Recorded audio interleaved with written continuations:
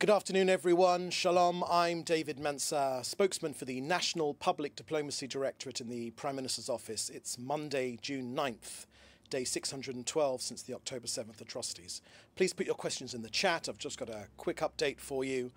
Please remember to put your name and your news outlet, and after a few points, I will take your questions. Firstly, it is my sad and unenviable duty to inform you of the tragic fallen amongst Israel's armed forces.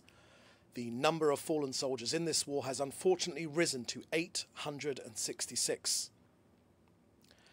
Master Sergeant in the Reserves, Alon Farkas, was 27 years old and from Kabri in Israel's north. He fell in battle in northern Gaza. Sergeant Major in the Reserves, Chen Gross, was from Gan Yoshia. He was 33 years old. He fell in battle in southern Gaza. Staff Sergeant Yoav Ravel was aged just 19 years old and was from Sde Warburg. He fell in battle in southern Gaza. Sergeant First Class Tom Rothstein was aged 23 and from Ramat Gan. He too fell in battle in southern Gaza. And Staff Sergeant Uri Yonatan Cohen was just 20 years old. He was from Neve Yarak, and he too fell in battle in southern Gaza. The Prime Minister described this tragic news of these fallen soldiers as extremely sad and terribly difficult. On behalf of all citizens of Israel, the Prime Minister sent heartfelt condolences to the families of our heroic fighters who fell in Gaza in the campaign to defeat Hamas and return all of our hostages. All of these 5 warriors gave their lives for the safety of this entire country. And so the entire people of Israel embraced their dear families in their heavy mourning. May the memory of our heroes be blessed and cherished in the hearts of the nation.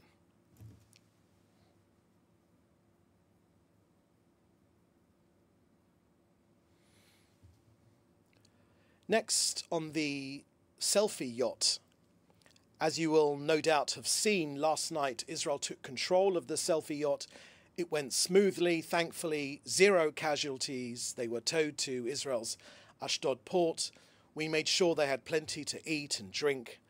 And of course, they'll be returned home to their countries as soon as possible. On the subject of aid in particular, the selfie yacht had a really meagre cargo, much less than even a truck's worth of aid. But of course, it will be sent into Gaza. For some context, as a comparison, in the last 2 weeks alone, Israel has facilitated more than 1,200 trucks, 1,200 trucks laden with aid to enter Gaza. The very latest figures from Gaza, from the Gaza Humanitarian Foundation, are that close to 11 million meals, that is 11 million meals, have been delivered directly to Gazans, getting it out of the hands of Hamas. And to those that really do wish to get real aid to Gaza, there are, of course, proper channels. There are organized channels. And to Paul Greta, we say, who's really funding Gaza? Who's really feeding Gaza? And who's really feeding their own ego?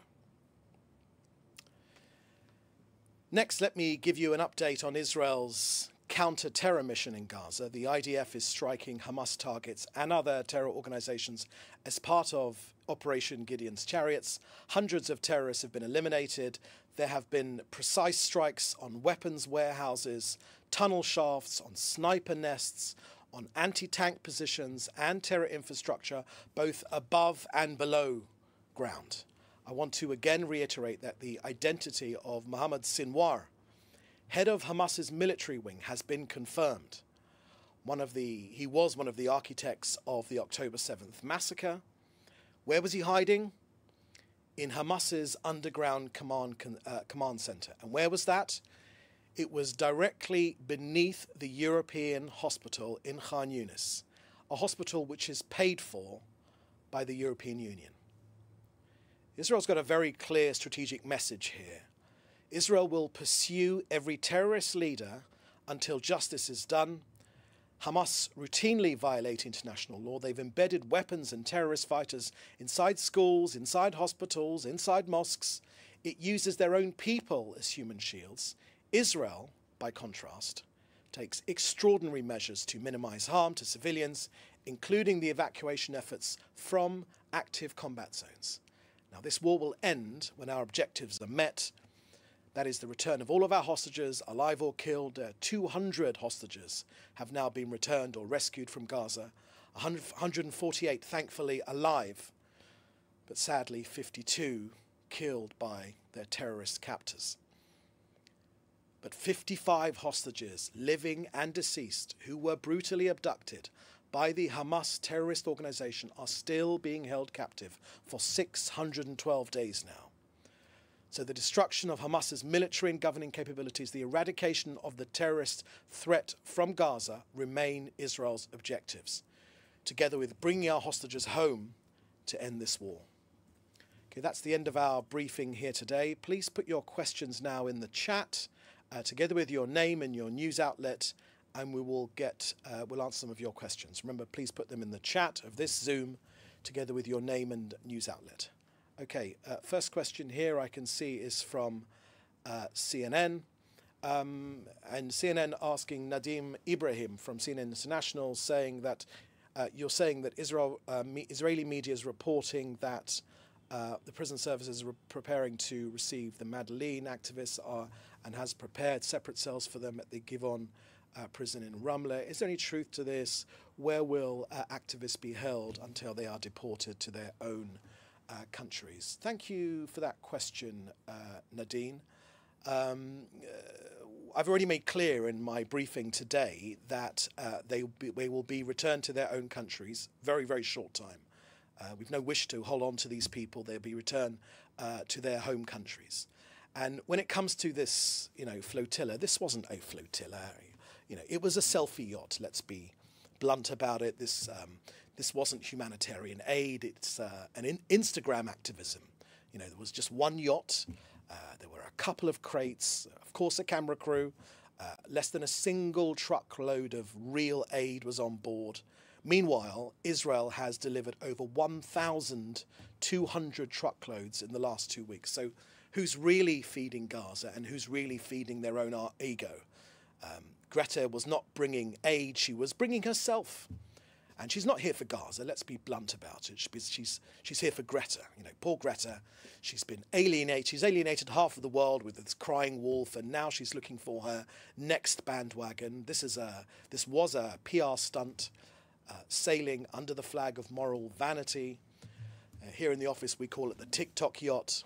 But we won't allow a dangerous precedent to dock at our shores. Letting this selfie yacht dock in Gaza would open the floodgates for Iran-backed terror, for extremists worldwide, and for every pseudo-activist chasing headlines. Israel has a lawful blockade because it protects not just Israel, but the whole free world from the Hamas terrorist organization and their Iranian sponsors. Okay, next question. David Clement from the News Forum. What is the government's response to Greta's claim that she was abducted by the IDF? Thank you for that question, David. Greta released a video saying that she had been kidnapped. I think this brings a new definition to the word chutzpah. In more than 20 months, Greta has not found one single moment to call on the release of our hostages. Not one single moment.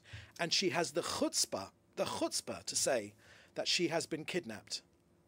Greta will be released, returned back to her own country very, very shortly, with the firm message that, this isn't a music festival, this isn't Glastonbury or Coachella. It's a war zone, and no country in the world would let a yacht of activists dictate our security.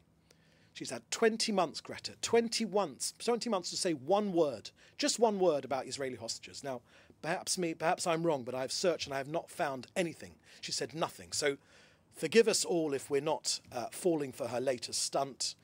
She's been silent on the victims of the terrorism, silent on the rapes, silent on the abductions of our people, 55 people, still people alive, 55 people, still people alive, held in Gaza. She's not called for their release.